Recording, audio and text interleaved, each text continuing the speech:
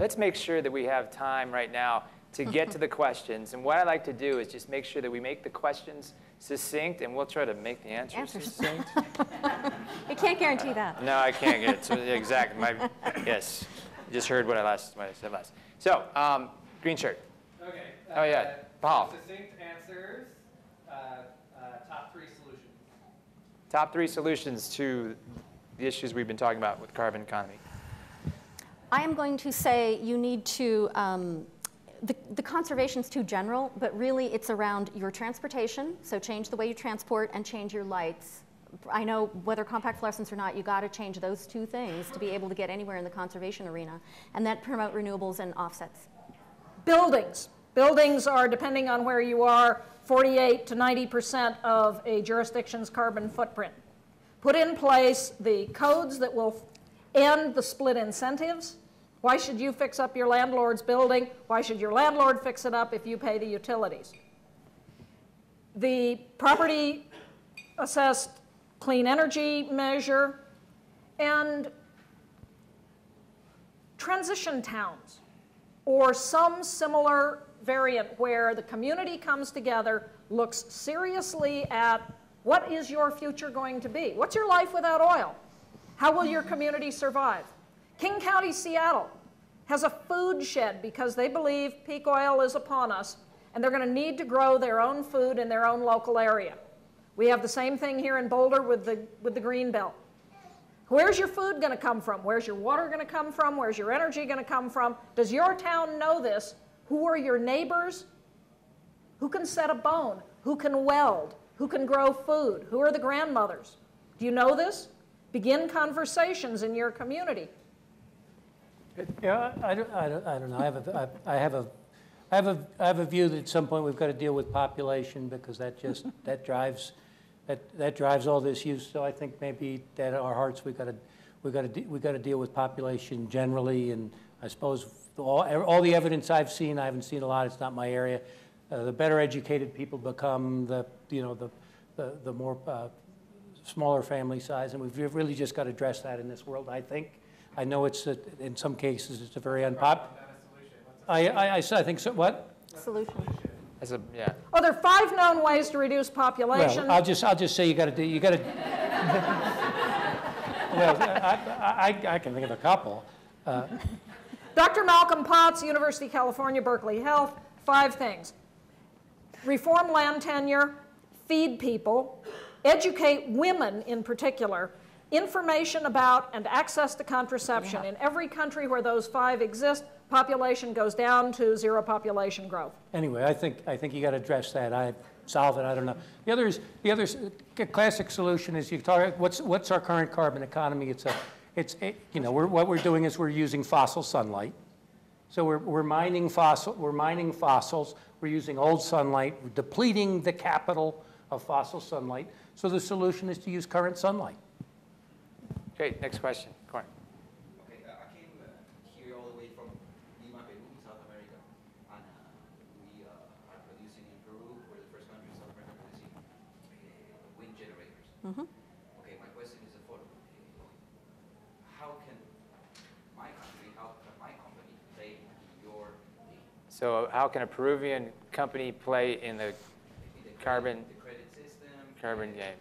Because just to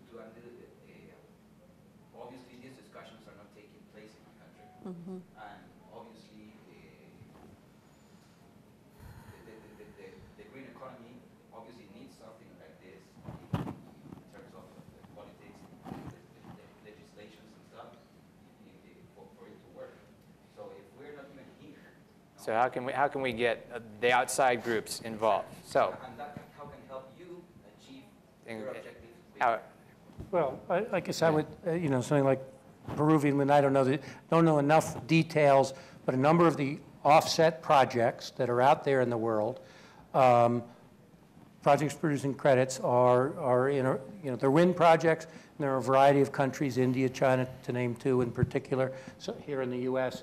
So there are protocols by which those projects can qualify for. Yeah. And you'd have to hook up with a buyer who does international carbon trading, is really kind of, that would be the financial transaction deal. My company, for example, deals only in the United States, and we try to keep it a little bit more local, but other companies do the international trading. We've done a number of international projects. Yeah. Okay, next. Yep. Regrettably, this fall in California, which I would consider to be the biggest low-cost state, there will be a ballot initiative to repeal what the state has done on climate change. Funded by the oil companies. Yeah. And from what I read, hundreds of millions of dollars by vested interests will be spent to try to defeat this law from there, which is kind of disheartening because, well, we've all talked about the need to take steps forward. What we've done here it is could be a gigantic step backwards. So my simple question now is, outside of the low-cost community, how do you effectively, simply communicate to people, you know, this is a bad idea? Not only do we need to keep what California has done, every state should be doing this, Washington, you should be doing it, and we should be doing more. Because that's going to play out in the next 4 months there. Let me suggest that the answer in California, and I think much of the rest of the country, is something we're starting to call redneck sustainability. Coming from a redneck. Coming from a redneck. We have been talking for too long and too much to ourselves in Yep, terms of absolutely. morality, environmental protection, saving children. We need to be talking to the people that don't typically agree with us about jobs, national security, community values, And profitability. patriotism, And profitability. and absolutely profitability. That Yep. AB 32 will generate more jobs than any other measure California could take. It will drive California's innovation. It will enhance California's security. It'll put people back to work. Don't talk about it in environmental terms or saving whales in the Gulf or any of this stuff. Take them on their own terms. California beat Prop 16. This was a measure put forth by the big utility in California to not allow communities to do community choice energy. And it was beaten, vastly outspent. Social media beat it. Twittering, Facebook, phone calls, people working with people. I really thought we'd lose that one. And it was very close. PG&E put a lot of money into trying to drive it. People didn't understand it. And it happened at a time in an election where more right-wing people turned out than left-wing people turned out, because there really wasn't a left-wing issue on that ballot. That's why they put it on that election. This one is coming at a time when Jerry Brown's running against Meg Whitman. So organize. And she's absolutely right about that solution, I think. Yeah, it has to be inspiring.